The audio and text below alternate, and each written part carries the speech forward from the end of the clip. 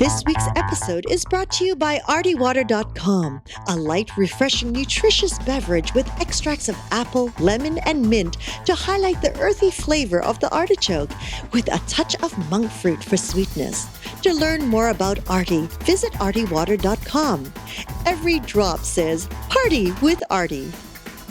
Hello and welcome to YHTV's nominated show, Magical Medical Tour. This is episode 100. Thank you so much for joining us today. I'm Christina Suzama, and with me, celebrating here in the studio, is our wonderful medical guide, Dr. Glenn Woolman. What's up, Doc? Talk about celebrating. Yes, it's a cool day for celebration. It's our 100th show. It is. Thinking back when we started our very first show, we were already looking forward to our 100th show. And here we are. Yeah, here we are. It's very good today. And now we'll get over our celebration and get right into our 200th show. That's where we're moving. Greetings, everybody. Welcome to Magical Medical Tour. I'm Dr. Glenn Woolman. I will be your host along with Christina today as we travel through another quadrant of the healthcare galaxy, searching for optimal health.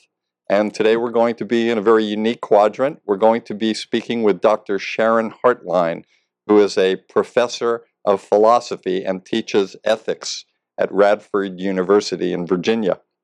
But before we do that, Christina, any tidying up? Tidying up.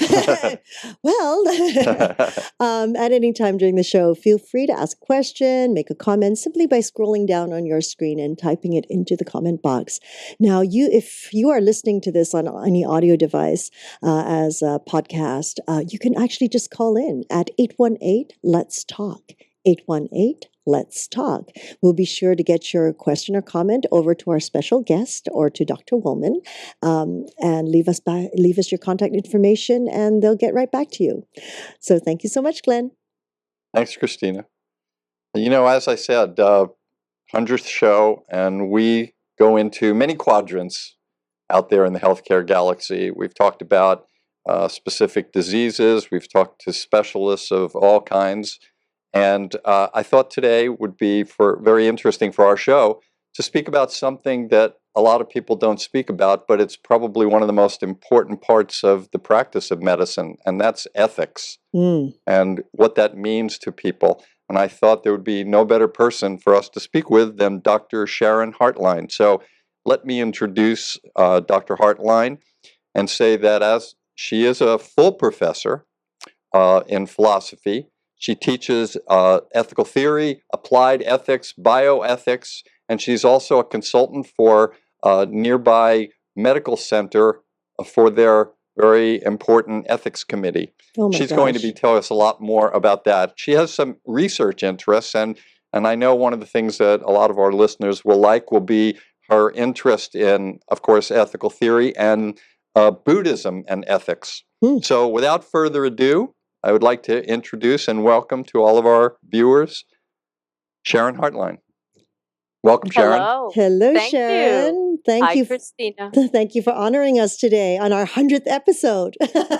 Very exciting, and congratulations. Thank you so much. Thank you.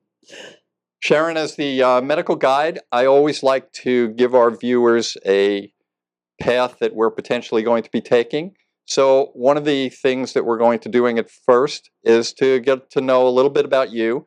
Then I want to talk a little bit about morals and ethics and what's the importance of knowing this and having an awareness. And then I want to get into some actual specific things that ethics does within the field and practice of medicine. How's that sound to you? That sounds wonderful. Go for it. Okay, well, I'm going to ask you to go for it. Okay.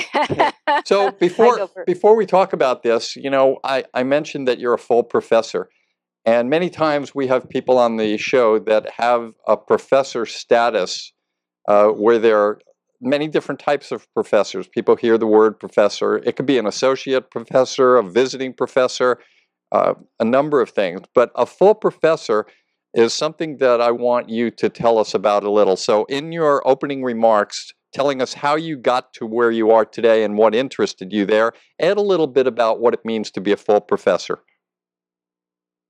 Okay.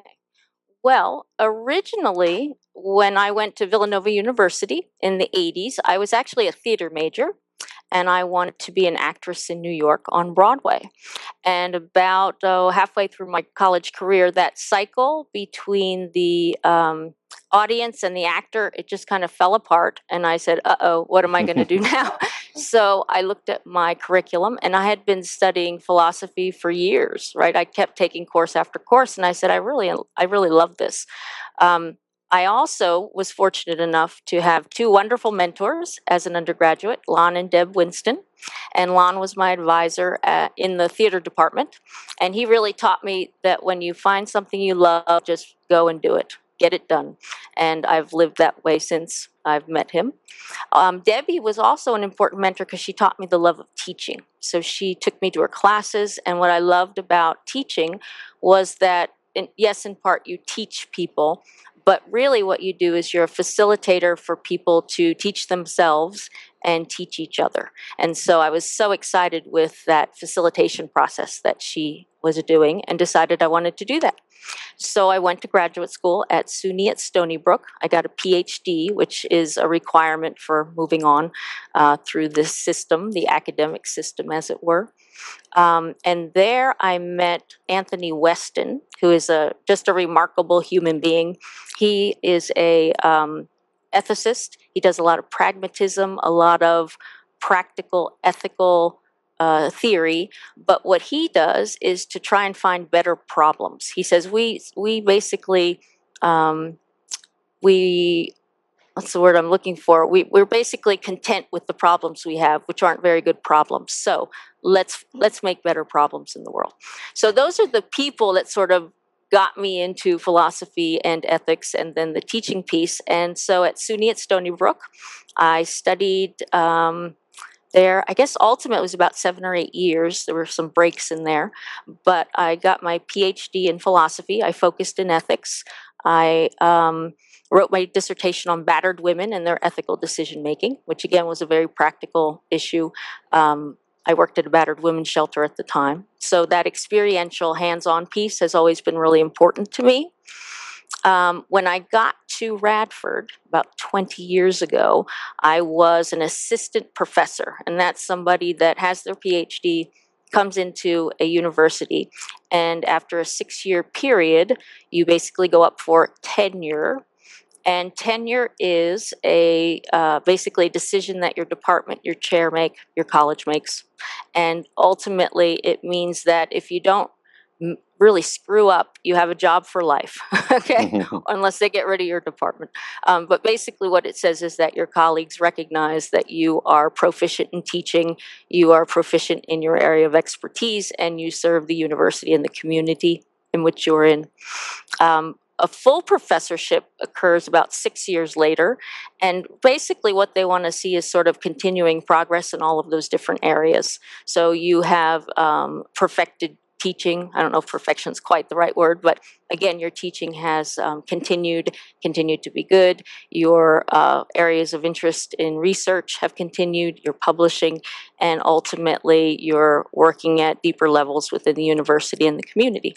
So a full professor is it's sort of like as far as you can go in the academic system before getting into administrative work, which I have tried to stay away from. I've tried to stay in the classroom as much as possible because that's really what I love to do. Sometimes I say philosophy is an excuse to teach. And in some ways it is, right? In some ways it really is an excuse to go into the classroom and work with people. Okay. So does that answer your question? I think it does, and it's a good start for us. I like the idea right away of figuring out better problems. Yeah, That's a great thing. So yeah. I want to start getting into, thank you for sharing your life goals and journey with us in that aspect, but now we want to take advantage of the knowledge that you have. And what I want to do, I know that as a full professor, you're probably used to having students for a full semester or a long period of time, and you can teach them over a long period of time. But what I'd like to do today, very uniquely, we only have 1 hour, and even though that hour is going to last a lifetime once it becomes virtual, I want to imagine that you and Christina and I are in an emergency department. And we're going to spend the whole hour in an emergency department. So all the things that you're going to be teaching us today are going to be within the realm of, we only have to get, we'll use your Buddhism to get to the very essence of all of the questions we have. Because I know you could probably talk for an hour on every topic, and that would be wonderful for us. But we have a lot of topics, and I want to go forward. So first thing, let's talk about the difference between morals and ethics. We hear those two words. Mm-hmm. Well, morals are the belief systems that we have. They are the values that are transmitted from our parents, from our culture, from our church, right? They're basically the values that we live by, the norms we live by. Ethics is a process whereby you reflect upon belief systems using certain kinds of tools and ultimately establish whether or not you want to keep that belief, right? So I believe that everybody with morals somewhere along the way has done ethics, right? We're reflective by nature, right? But ultimately that reflection, that questioning, that evaluation of your value system, that's the ethics piece. Yeah. Excellent. So now we also talk about, in your programs, bioethics and medical ethics. Are they different? I see medical ethics as a subset of bioethics. So, medical ethics, as I understand it, is more geared towards professional decision making of medical professionals. So, issues about lying to patients and issues about futility of care that you're giving to patients, those types of issues. Bioethics, well, bio means life, right? So, ultimately, you can construe bioethics as the ethics of life, which can be from those professional ethical decisions to the ethics of genetically modified organisms that we eat every day, because they too constitute life, and the effects of those kinds of manipulations is part of bioethics. Research, right? Research on animals, research on people, that's part of bioethics. So again, I see medical ethics as a subset of a much larger discussion. And depending who you talk to, people may say that environmental ethics is part of bioethics. So it just depends where you draw the line, so to speak. Yeah. They're all somewhat related based on a way that a society or a person should conduct their life. Yes, yes. And the question becomes, the to whom, right? Some people would say ethics is just about human relationships. Other people might say, no, your relationship to animals in the world is incredibly ethical because they're sentient beings. They can experience pleasure and pain, and how we treat them is significant.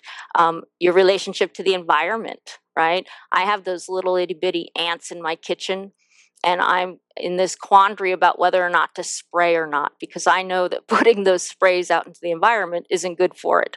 And yet I've had it up to here with little ants in my kitchen. So, that's an ethical issue for me because I take the environment very seriously and I know that my actions are going to affect it. Yes, absolutely. So who we are relating to or what we're relating to is at question as well. Interesting. Let's talk about that for a second. So you, as an I was going to say esthetician, but no. completely different field That's there. me. That's me. We have an esthetician and an ethicist. Ethicist. Wow, Yes, that's this is a tough good. one. It would be easier if you were a moralist. I could say that easily. I'm not a moralist, sorry. Okay, so just so that all the people listening know, what happened to the ants? Well, the ants are still in the kitchen, but I'm calling Brown's extermination on Monday. So are you using? So she doesn't have to do the duty. Yeah. So you're using Brown's as an ethical consult? No, they're just going to spray and kill them. I'm doing my own ethical consult. Yeah. So it's a tough one for me. I heard this story. Just a quick story. I won't take too long. I heard this story about a Buddhist monastery in the middle of Colorado somewhere, where these monks realized they had roaches at the retreats they were doing. So there were roaches in the food and the salads. And they apparently went to their lama and they said, what should we do? Or can we get roach motels and get, this is funny to me, Buddhist monks asking if they can get roach motels and kill roaches. And their master said, I'm not going to tell you, because that's what ethics is about. That's what the precepts in Buddhism are about. That's what life is about. You have to encounter these issues yourselves, and you have to figure out what you're going to do. I'm not an authority figure, right? So again, I have struggled with these ants. I have sprayed soap. I have sprayed Windex. I've actually cleaned my kitchen. That didn't work either. So eventually, now I've decided to spray. Yes. I guess helping, once you know that cleaning your kitchen doesn't help, does that Yeah. relieve you from future conditions like that? I don't know that it'll relieve me from future conditions, but I realize there's really nothing I can do to get rid of them apart from the spray. So I used it as a last resort, as it were. Yes. All right, let's move on. Are cultures different? Do different cultures have different ethics?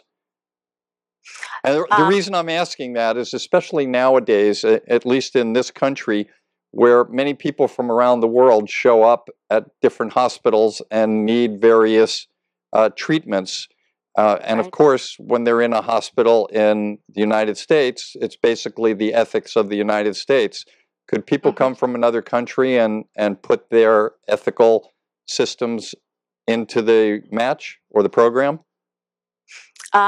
Yes, I would say, I don't know that the ethics is different. I think that cross culturally, the basic ethical values are the same. Do not kill, do not steal people's things.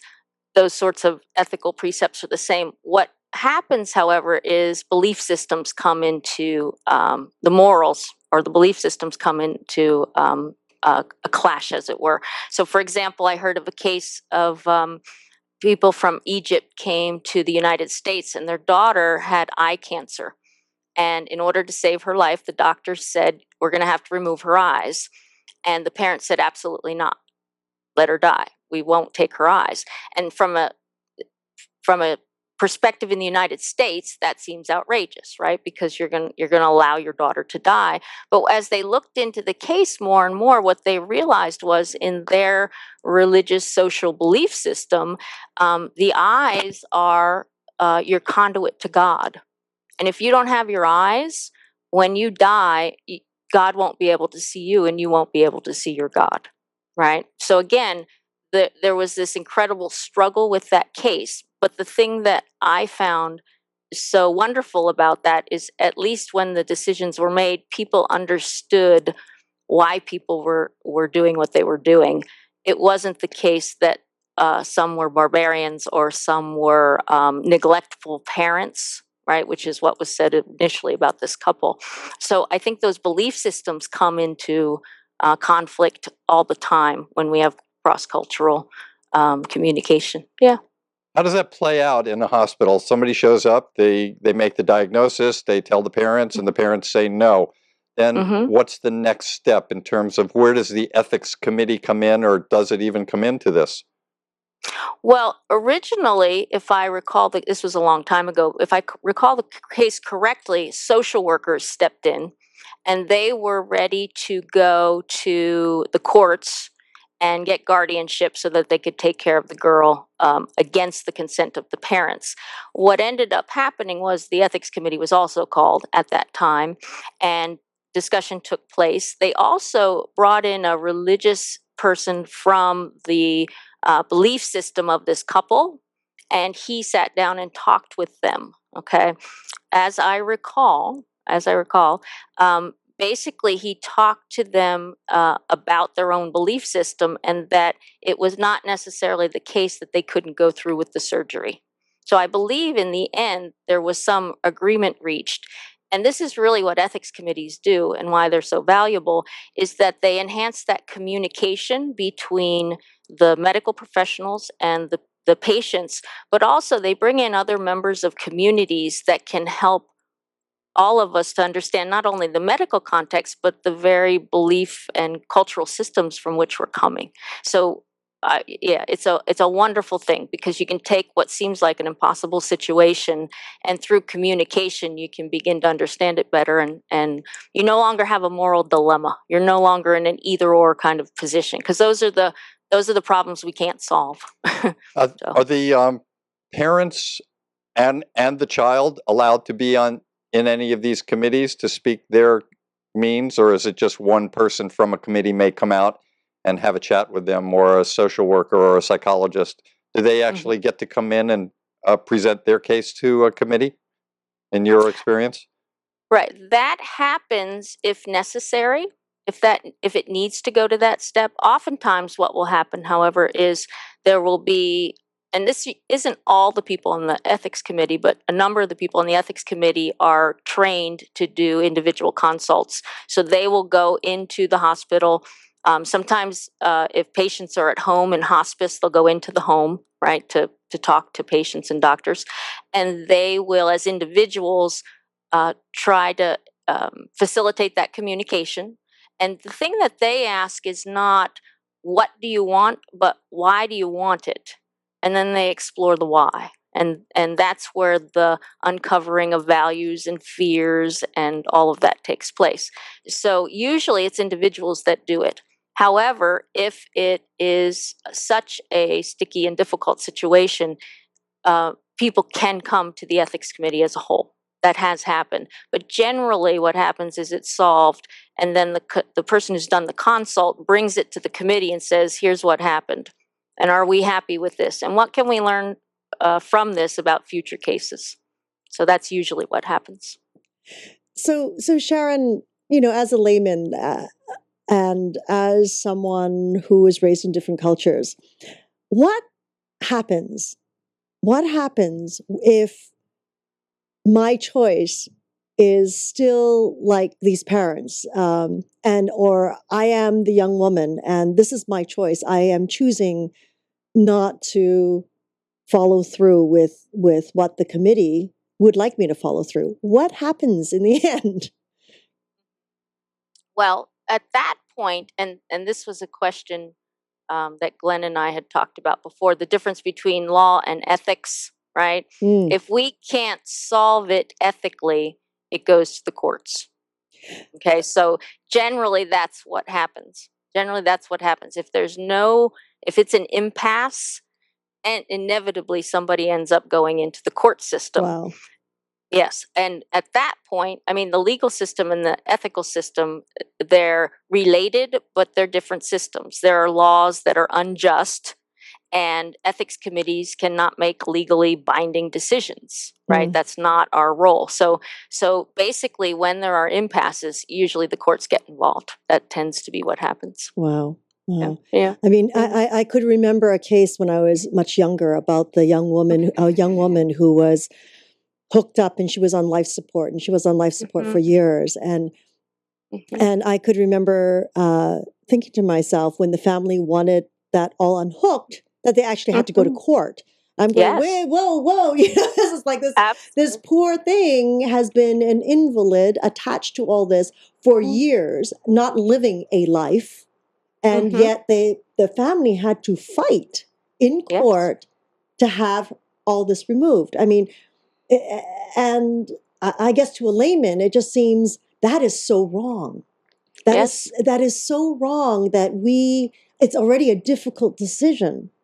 And if we didn't have all this great technology in nature, we would pass. We would transition and not go through the years of suffering. I mean, who is to say that this individual, how slow that time ticks by for them as they lay in that bed year after year, completely not even able to communicate, right? Absolutely. And so that balance is very difficult for me to understand. I think before Sharon actually gives her comment on that, for me, that's the whole reason we have an ethics committee, and ethics becomes part of it in the whole process. It's not always right, but it's an important aspect to have in all parts of medicine. Go, Sharon. It is. Oh, I'm just thinking Go, about Sharon. Go, Sharon. Go, Go, go, Sharon. go. Okay, here I go. The technology that we have developed, as you say, has caused so many ethical issues.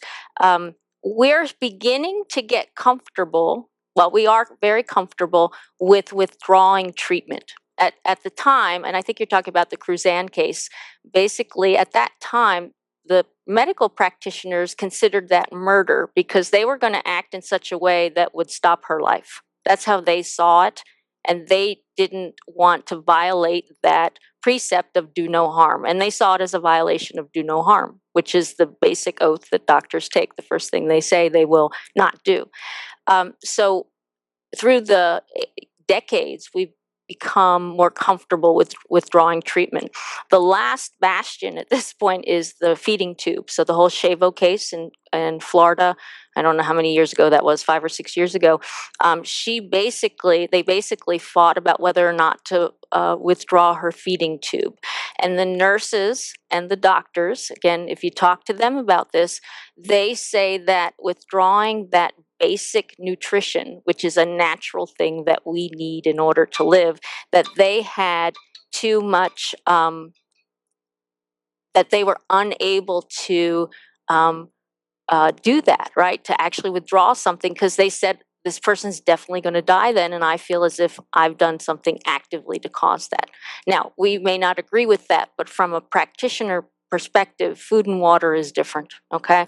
So we're getting better, though, at withdrawing treatment, okay? And recognizing that we're not killing people, we're merely removing what we've put there before. What's happening now, however, is that we are over-treating, right? So we're having a little bit of a different issue now, which is don't even start treating people, right? That's really where we're at, I believe, and that's probably the biggest issue, especially around people who are terminally ill and what kinds of machinery and technology they want used on them. People need to be very clear about what they want and what they don't want, and we have to find ways to ensure that medical professionals follow that. In a litigious society, it makes a lot of sense why doctors protect themselves and do everything that they can. But if you are very specific about what you don't want, and there is evidence of that, we could change that as well, I think. Yeah. Those are some of the advanced directives and a number of things that you're talking about in that way. Is that correct? Yes, it is, exactly. And making sure you have somebody who has medical power of attorney, somebody who is capable and conscious and competent and can make those decisions for you, has the authority to sign the papers that say, no, don't resuscitate this person. No, don't put them on the respirator. Yeah. Let's talk about a couple of cases and see how the experience has worked out. A pothole digger gets hurt and comes into the emergency department and needs surgery, right? Mm-hmm. And he's about to go to surgery. He's lost a lot of blood. And he, because he happens to be a Jehovah's Witness, says, do not give me any blood transfusions. Mm-hmm. So within that case, the surgeon immediately is tied down, knowing that without the transfusions, this patient may not do well. And then let's add another part to it. Give me another part that you would add to make this even more interesting from a ethical point of view. Well, this is actually, I think, based on a real case that happened in Blacksburg and was transferred to UVA Hospital. So the next interesting part is that the father of the patient works in the hospital and is the head of psychiatry in that hospital, and the father comes in and says, oh, that Jehovah's Witness stuff, that's just new stuff. Just in the last year or two, it's not serious. Just give him blood, save my kid's life, right? A colleague says to a colleague, right, save my kid's life. So then what do you do? I'll put that one to you, Dr. Woolman. I'm bouncing now. Now she's bouncing. Excellent, excellent. Well, I will answer what I would do, and I will add another part to it. I've had those situations before working in the emergency department, but in the cases that I've had them, it's usually been a child that had some kind of a hemorrhaging due to an accident or something, and it would be a child, and the child was too young, not an emancipated child, and not one that was old enough to make their own decision, and the parents did not want the child to have blood, and there was no doubt about it. The child would have died without a blood transfusion. There's nothing we could have done for this child. And it was a decision at that time through the medical staff where we decided to go past the parents and go for a court order to get blood for the child. And in this particular case, we did give the child blood, and the child lived. And I was not able to hear the rest of the story and how things moved on from there. That was a very difficult decision for us because we clearly wanted to honor the parents, but we also looked at a child and we didn't want to see that child die on our watch. Now, if I had someone who was an adult that came in and told me not to give them blood, that would be much more of a difficult decision for me because I would have to honor what that person is saying. But with the father coming in and giving me information where this is something new, if this was a lifelong philosophy that this person has had many experiences with that, and I've had conversations, I would have probably honored the victim who didn't want the blood. But in this particular case, if we had some time, might have had a discussion with the son to see if we could talk him out of it and do everything we could. It would be very difficult to get a surgeon to come in and be strapped with one hand behind their back, knowing that they couldn't do all the things. What's the point of doing anything then? So what was the outcome? How did it work out? Well, the next phase to the story is that the surgeon, who was just a resident, I guess, at the time, said, no, I'm not giving him blood. This person actually had a card in his wallet, which is a really good thing. If you want to donate organs, if you want anything to take place, put something in your wallet. So he had a card that said, don't give me blood. I'm a Jehovah's Witness. They found it in his wallet. They knew that it wasn't just a passing fancy. He took the trouble to get this document. So they found that card. They said no to the father. The head of surgery calls the doctor or the surgeon in the emergency room or the surgery. And when somebody calls you in surgery, that's not a good idea. That's just never a good thing because you're doing your job, right? And you know it's bad. But he answered the phone and the surgeon said, give him blood. Right? He's there, you give him blood, and if you don't give him blood, I'm going to come down there and I'm going to hang it myself. And the doctor, and remember, and I thought the doctor did a great job because he talked with the whole team too. None of them were comfortable giving this young man blood. JP was his name. So he said, if you come down and hang blood, this is his boss, right? He said, if you come down and hang blood, he said, I'll sue you for assault because you're going to have to go through me. And basically his boss did not come down to the operating room. They ended up, what happened to JP was he lost his arms, and they didn't know if they could save his life without blood. They knew they couldn't reattach his arms without blood, so they ended up saving his life. And he is still a Jehovah's Witness today. He lives without his arms. His wife feeds him and cares for him. And a friend of mine, and actually the head of the ethics committee at Radford University, was with JP just a few years ago. He went to a conference that he was at, and he asked him, he said, if you had to do it all over again, what would you do? And JP said, I'd do exactly what I did. He said, excellent. my soul is more important than being able to feed myself, you know? So, yeah. Beautiful. Let's stay on the upper extremities for a few minutes. Okay. We have another case where a gentleman cuts off his own hand, brings it into the emergency department, shows it to the team there, and says, I don't want you to sew it back on. I just want you to sew up my wound. What would happen in a case like that?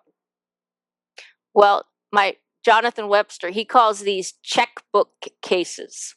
Because no matter what you do, you're going to write a check. You're going to get sued and you're going to owe somebody a lot of money, which is kind of freeing for an ethicist because the liability issues, they're a moot point because you're going to pay somebody, right? So the question becomes, how do you treat this patient in the proper way? In this case, I would, or I think individuals would make sure that you have a capable person. That's probably the first thing you would do, because if somebody says, no, I don't want my hand attached, we question whether or not that's a truly autonomous or truly a decision made from freedom and not from something else, right? So I want to make just one point too. Competency is something that judges decide whether or not you're competent. But outside of the legal system, in a hospital, there are ways to judge whether or not people are capable. So that's when I guess you call psychiatry, if Right. we're you, Correct. right? Yes. And basically, they make sure that the person understands who they are, where they are, what is happening, what are the consequences of doing the surgery or not doing the surgery, right? And see if they really understand what they're deciding to do and the consequences of it. So you call in psychiatry and see what happens. In this case, the gentleman had gone off of his meds. Okay, he was a very religious man, however. So when they asked him, "Why don't you want your hand attached?" he said, "It says in the Bible, if your right hand makes you sin, cut it off." And he literally interpreted the Bible. And he said, so I cut it off. Now, compare that with the Jehovah's Witness. Are we dealing with the same kinds of rights to religious freedom? Or are we dealing with somebody who is having an issue psychologically? In this case, it was a psychological issue. Apparently, he was on medication. He came off of his medication, and this incident took place. So I think what they did was they ended up reattaching his hand once they understood that he was no longer capable. Mm-hmm. So that's the outcome of that case. Makes sense to me. I would. I want to go maybe into the future a little bit. You alluded earlier about genetically modified foods that we're all eating. As we see medicine going into the future, the genome has become very important. We're learning a lot more about why we do things and what part of the genetic system things happen. In the future, also, I see that many diseases are going to be treated not with necessarily an antibiotic or a different medication, but through genetically modifying our own genome. So do you see ethical issues going on there where we worry about genetically modified foods that we're going to be eating, but now we're going to be considering genetically modifying humans? Where do you see the ethics is going to come into this? Well, there's a variety of ethical issues. First of all, who's going to be able to heal themselves in this way? Because as we know, these therapies are going to be very expensive, right? And so, like anything new, ultimately the rich will get interventions and people that aren't able to afford it won't be able to get it. So that's always an issue when anything new comes out in medicine. With respects to genetics, I think the big issue, whether it's cloning or talking about medicine, is do we really know what we're doing? And making a change, what are the long-term effects of that change? I don't think that we know that. And I think some people say the risk isn't worth the benefits, the immediate benefits that we can see. So there's that piece. And again, genetics is not my strong point in terms of the different kinds of therapies and the ethics of that. But I think the unknown is incredibly important. I think also where genetics comes into place is when is something medically necessary and when is it cosmetic, right? And there's that line between necessary and not necessary. So, for example, we talked about genetic cases in my classes, and one of the things that comes up is that people say, "Well, if you're taller, if you're a man and you're taller, you make more money." There's this correlation between size and money. With men, it doesn't work with women, but with men, it does. So, as a parent, in order to promote the well-being of my child, why wouldn't I want them to be 8 inches taller, right? If that's going to be a positive effect in their life, why not change them in that way as well? So again, I think the people talk about the slippery slope. Once we start with medical intervention, where does it end, right? When do we say, well, that benefits the patient, but is making people taller? If that benefits them, can we do that? And those sorts of things. So, so there's lots of different issues that arise. Yeah. Speaking of height, we have a we have a case of a family, a mother and father, that bring in a young daughter who's been diagnosed with a very severe neurological disease. And she presents to the doctor the request to put the child on hormones and remove their ovaries so that they don't grow anymore and they remain somewhat of a child in stature so that the family can take care of them more easily in their home. Right. So, right. how do we deal with this? Well, this is actually, there's actually a treatment called the Ashley treatment. There are about 13 children in the well, we don't know if they live in the United States because they're trying to remain anonymous, which you can understand why.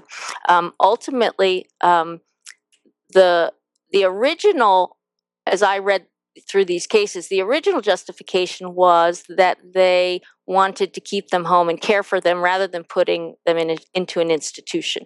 And as a mother, I understand that, right? As a mother, I was sympathetic with that. On the other hand, when you hear, if you go further into the justification, part of it was that the child would ultimately be better off, not because they were home, but because they wouldn't experience the discomforts of menstruation, breast tissue, all of these sorts of things. So again, people have questioned whether or not that's truly against the best interest of a child to grow in those kinds of ways. The other thing that has happened with cases like these is that disability rights groups have stepped up and said, if you are willing to do this to individuals in these cases, to what extent do we change people with disabilities in other kinds of cases, right? So they were concerned about the rights of the disabled. Like, do the parents have the right to fundamentally change what this person is going to grow into for medical reasons or for reasons of taking care of them? So a lot of the disability rights groups got involved in this case, and basically, like, hospitals that have done this now have promised never to do it again, right? So there was a big backlash against that from the disability rights community, and I can understand that, right? There's another case of a big case we talk about in professional ethics all the time is whether or not to give toddlers cochlear implants if they're deaf. Lots of parents who are hearing parents, if they have a deaf child, they want to give them cochlear implants when they're young. There's some evidence to suggest that children do better with the cochlear implants if they're given to them at a younger age. Other people, like people at Gallaudet University in the deaf community, say that basically what you're doing is you're taking a special aspect of this person, you're changing it, and you're going to be alienating them from their community, their natural community, the deaf community. So it's very interesting to teach that in class because some students can't even begin to conceive why you wouldn't give them a cochlear implant. Of course, hearing is better than not hearing, but that's from the perspective of somebody who can hear, right? So I find the whole issue of disabilities in medicine, it's fascinating, and you always have to consider from what viewpoint am I judging this case, right? And for the most part, I'm an able-bodied person. That's how I see the world. So to even get students or people to actually look at the world from that disabled, and again, it's defined vis-a-vis people who are able-bodied, but I'll use the word disabled. What's it like to live like that in our world, right? I think that's fascinating, and that's a really challenging thing to teach, not only in class, but people in general. Yeah. It does seem to be. I'd like to shift over for a few moments, and maybe we'll get back to a few more cases. But Okay. we keep talking about medical ethics and the whole medical community. Is there an ethics for patients? Well, this is the thing I wanted to focus on at the end or sometime during this show. What I want people to know going away from this show today is that anybody can use the ethics committee. Okay, there are professionals who really don't think about calling consults because they're not necessarily aware of all the services that are available. But patients certainly don't know that if they have an ethical conflict with a practitioner, if they are in distress after a decision has been made because they're just not sure that they've done the right thing or consented to the right thing, they should be calling in the ethics committee. That's what we're there for. And I also want them to know that, at least the people that I work with, we take the patient perspective as well. Okay. So even though we're the hospital ethics committee, we're there for patients. There are people on ethics committees that are from the community. It's not just a bunch of doctors who are going to decide what the right thing to do is. There are all sorts of people. It's a diversity of people on this committee. And if they have issues, they don't like the decisions, they're in distress, I want them to know that anybody can call a consult. That's what we're there for. And That's what we're how there do they for. do that? How do they do that?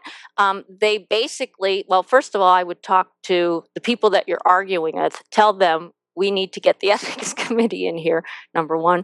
Or they can go to, usually the chaplain of the hospital always has an office. Lots of times the chaplain is connected to the ethics committee in some way. So ultimately, go to the chaplain, go to the information desk at the front and find out who's head of the ethics committee and call them.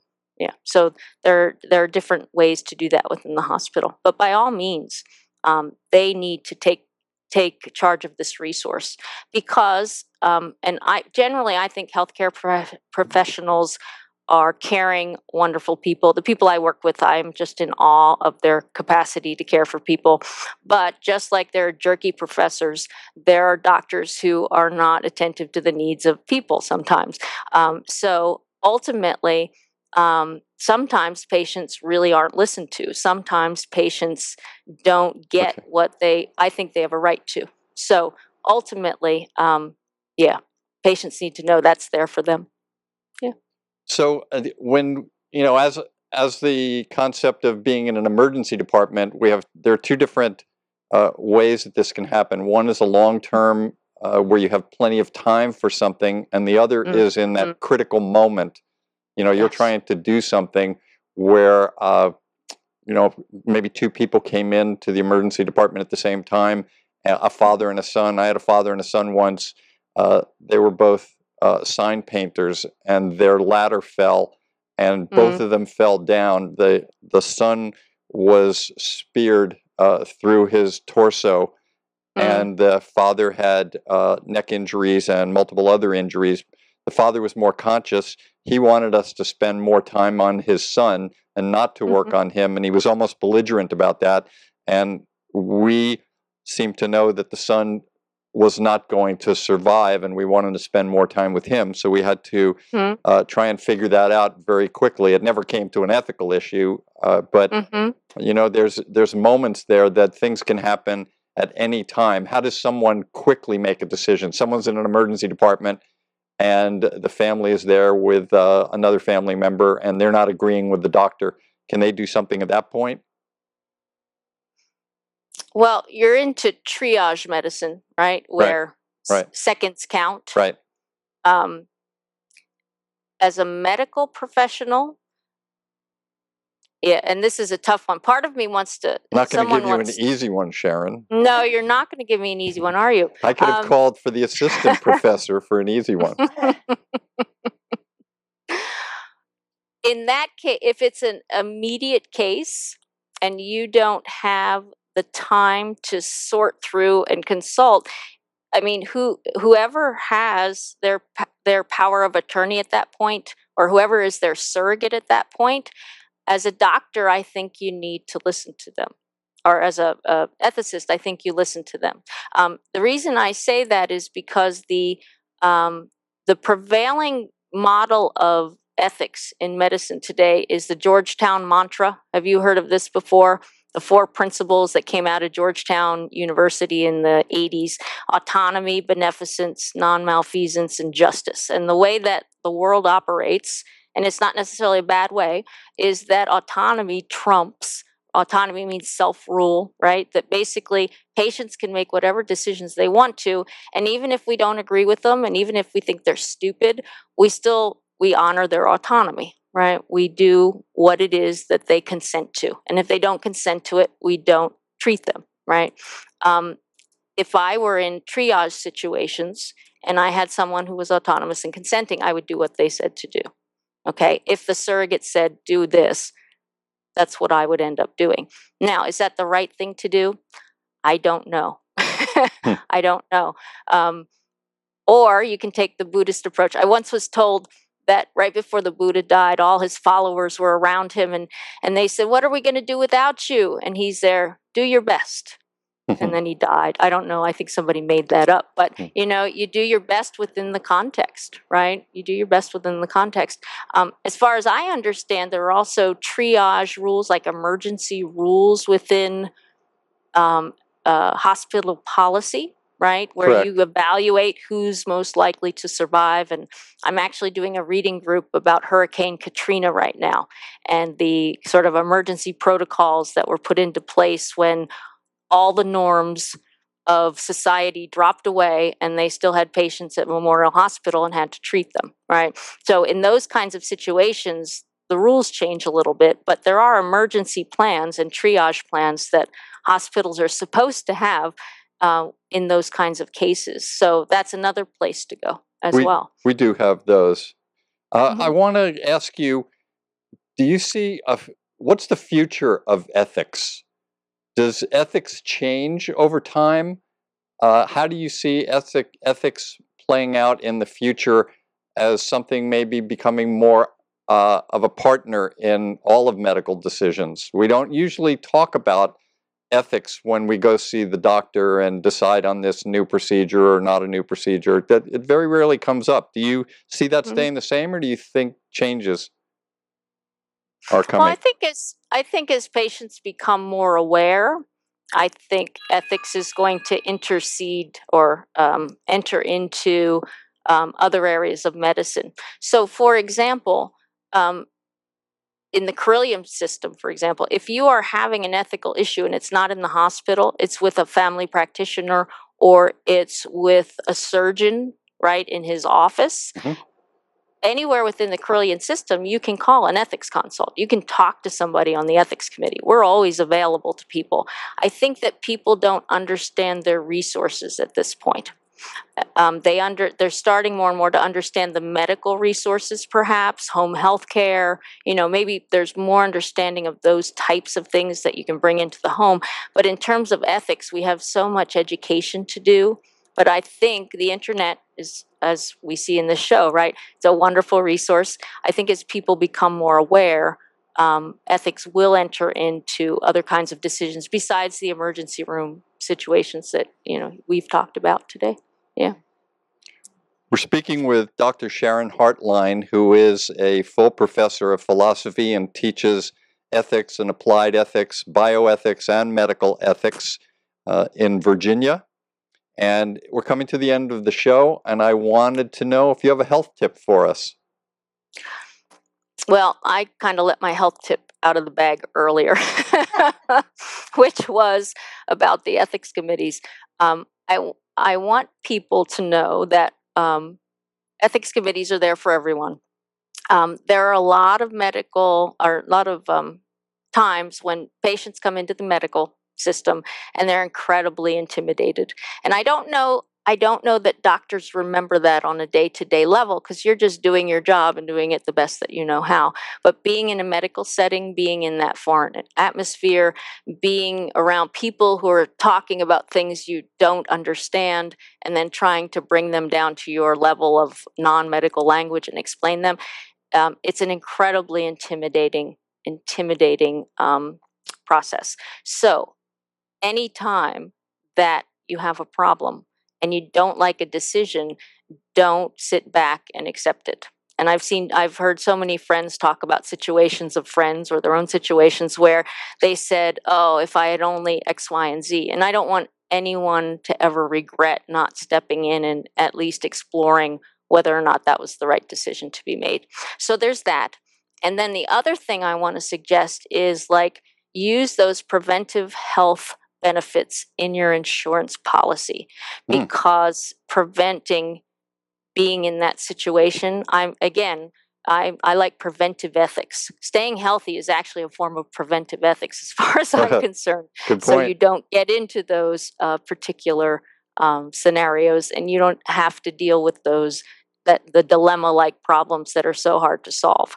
Yeah, so stay healthy, and that's kind of a kind of a circular argument there. My health tip is to stay healthy, but it's truly the case. Yeah. I wouldn't call it an argument, though. Okay. I have two other things that I wanted to bring up. One, what's being taught to medical students in terms of ethics? And second, in your preparing for this show today, is there anything that you wanted covered and brought up that we did not bring up? Well, I think medical ethics is taught in many different ways in many different universities. I think what a lot of the courses, however, do is to try to give them a sense of the broad range of issues that arise. So, resource allocation, huge one. Whether or not you should lie to patients, huge one. How do you present information? How do you ensure that people are really informed when they're consenting? Right. So I think a lot of what medical ethics does, and this is certainly what I do when I teach it, is to sensitize professionals to the context in which people are coming into these systems. So cultural sensitivities, like what do they call it? Cultural, there's a word for it. Anyway, cultural sensitivity is cultural competency. That's what they call it, right? Cultural competency is coming more and more into professional education so that people have an understanding of the cultures they're going to interact with.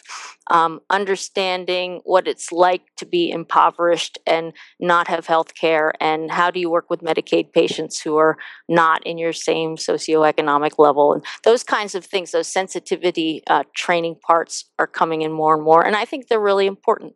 I do a lot of that in my classes as well. So I think it depends on the medical school, but I think that's part of what they're being taught today. You know what I loved was your term, because you talked about ethical emergencies. When you look at ethics literature, there's emergency ethics. There's a lot of writing about emergency ethics, but what constitutes an ethical emergency? I thought that was a brilliant wording. So the ethical emergency, like the one you talked about in the emergency room, when there's not enough time. Triage ethics, a lot of people talk about that as well. But how do you know when you have an ethical emergency in the sense that you need to call an ethics committee?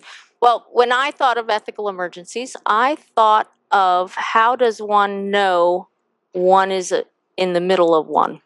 And I thought of negative emotional states, because lots of times we have golden opportunities in front of us, but because we don't like the experience we're having, we try to push it away, especially in ethics. Like, we have this view that we should, we have to stay calm, cool, and collected, because emotions are going to interfere with our rational decision making. And to some extent, that's a good thing to do. However, when we are angry, from an ethicist point of view, that's a good thing. It's not a good thing. It's an opportunity, because it says that something that you hold dear is being violated. So to me, that's an ethical emergency. And it's at those times when we can say to ourselves, okay, this is serious, and obviously I'm not able to do this by myself, so where can I get assistance? And that's where ethics committees come in. So that was my final point. Speaking with Dr. Sharon Heartline, a professor of philosophy and an educator in the field of applied ethics, medical ethics, and bioethics. And we would like to thank her for being a part of our show today, sharing her expertise and wisdom with us, especially on our 100th show, which we're very excited about. And we're about to pop a bottle of champagne to celebrate. But before I do that, I also want to thank my teachers and my healers to allow me to go on the journey that I'm on. I want to definitely thank all of the people at Yoga Hub, Christina and Segovia, for doing such a wonderful job for this last 99 episodes and now this 100th. So thank you so much for all that you do. and to all of our viewers that nominated us for an award. We will continue to look forward to our 200th show, and maybe we'll have you back on to see how we did, Sharon. So everybody, until next week, when we search another quadrant of the healthcare galaxy, I want to say thank you again, Sharon Heartline, and also I wish you all optimal health. Cheers. Thank you so much, Sharon, for joining us today and sharing with us your expertise. That was a lot of fun. I learned a lot. Well, thank you. I enjoyed it very much. Thank you. And of course, to each and every one of you for joining us in this new platform of education and information. We're always grateful for your continuous support and look forward to hearing your feedback on how we can serve you better. We invite you to connect with Dr. Glenn Woolman on his website, glennwoolman.com, where we encourage you to learn about his metaphor square breath and to keep up on everything that is happening with him. He is going in deep into the cyberspace world here. And of course, to send us any questions or comments to our guests or Dr. Woolman, you can scroll down and leave it on the screen, or you can call us at 818-LETS-TALK. 818-LETS-TALK. So I would usually say until next time, but not yet, because we still have to open that bottle of champagne. Okay, Doc, I know what's up. You got to pop the cork. When I was in the emergency department, I would always have to take care of a lot of people that were trying to pop a cork, and that cork would come flying out, and usually I would end up stitching up somebody's face. Well, you can put the towel over it. We don't want to lose any of the lights. Ooh, very nice. It is open, and I don't know. I have a little glass here that I'm going to share. And while I'm pouring this, I also want to mention that if you go to my website, glennwoolman.com, and go down to the bottom on the homepage and subscribe, you will get much more information. We'll tell you about our shows, upcoming shows, and we'll be able to converse a little more. And you will also get that as a gift for subscribing. You'll get a specific instruction video on that metaphor, the Woolman metaphor square breath that Christina always alludes to. So to all of our viewers, and to Yoga Hub, and to you, Christina, many blessings. Cheers. Thank you, Dr. Woolman, for being such the leader of Magical Medical Tour. And thank you to all of you for supporting us through these last few years. And let's continue the great work. Blessings to all. Namaste. Salud. That was easy.